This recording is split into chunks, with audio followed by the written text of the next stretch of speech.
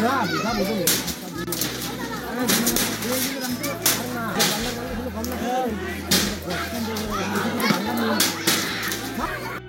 ফুঁসছে মাগুরাবাসী, দর্শকের বাড়ি গুড়িয়ে দিল জনতা। মাগুরায় নির্যাতনে মারা যাওয়া ৮ বছরের শিশুকে ধর্ষণে অভিযুক্ত হিটু শেখের বাড়িতে ভাঙচুর করছেন বিক্ষুব্ধ জনতা। এছাড়া জেলার বিভিন্ন স্থান থেকে আসা সাধারণ মানুষ হিটু শেখের বাড়ির সামনে এসে নানাভাবে ক্ষোভ প্রকাশ করছেন।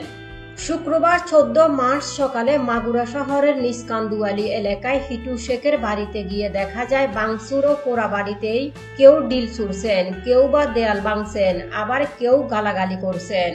বেলা ১১টার দিকে হিটু শেখের বাড়ির আঙ্গিনায় থাকা আম গাছ সহ প্রায় ১২টি গাছ কেটে ফেলেন স্থানীয়রা। এভাবেই সাধারণ মানুষ ক্ষোভ প্রকাশ করছেন। এর আগে বৃহস্পতিবার রাতে শিশুটির প্রথম জানাজার পর বিক্ষুব্ধরা হিটু শেখের বাড়িতে ভাঙচুর ও অগ্নিসংযোগ করেন। ফায়ার সার্ভিসের সদস্যরা খবর পাওয়ার পরও সেটি নেভাতে পারেনি। তারা অগ্নি নির্বাপন গাড়ি দিয়ে রওনা দিলেও বিক্ষুব্ধরা আটকে দিলে তারা ফিরে যেতে বাধ্য হয়। এছাড়া বৃহস্পতিবার দুপুরে জাতীয়তাবাদী ছাত্রদল, বৈষম্য বিরোধী ছাত্র আন্দোলন সহ বিভিন্ন রাজনৈতিক দল এবং বিভিন্ন প্রতিষ্ঠানের শিক্ষার্থীরা শহরে বিক্ষোভ মিছিল করেন। অভিযুক্তদের ফাঁসির দাবিতে ঢাকা খুলনা মহাসড়কের বাইনার মোড়ে অবরোধ করে রাখেন। এতে ঢাকা মাগুরা, যশোর মাগুরা ও ঝিনাইদহ মাগুরা শহরে যান চলাচল বন্ধ হয়ে যায়। সড়ক ও মহাসড়ক জুড়ে সৃষ্টি হয় তীব্র যানজট। পরে রাত ৯:৩০টার দিকে আইনশৃঙ্খলা বাহিনী পরিস্থিতি নিয়ন্ত্রণে আনে।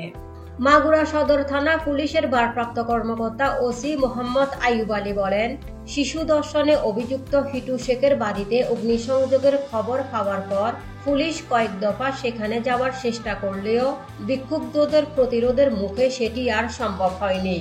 তবে গ্রামের নিরীহ মানুষের যাতে জানমালের কোনো ক্ষয়ক্ষতি না হয় সেদিকে নজর রাখা হচ্ছে।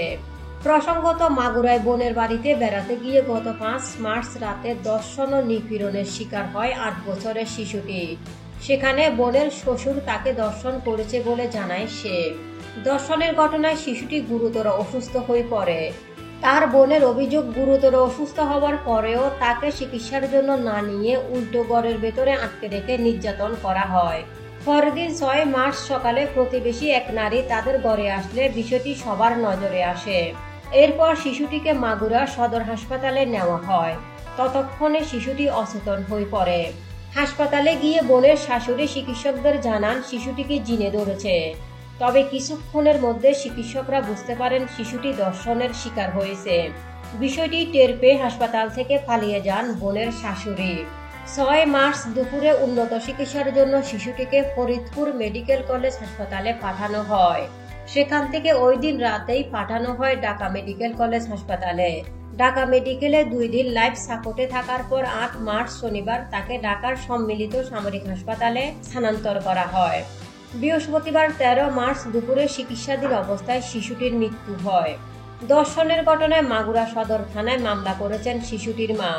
এতে শিশুটির বোনের শ্বশুর, শাশুড়ি, বাসুর ও ভগ্নিপতিকে আসামি করা হয়েছে।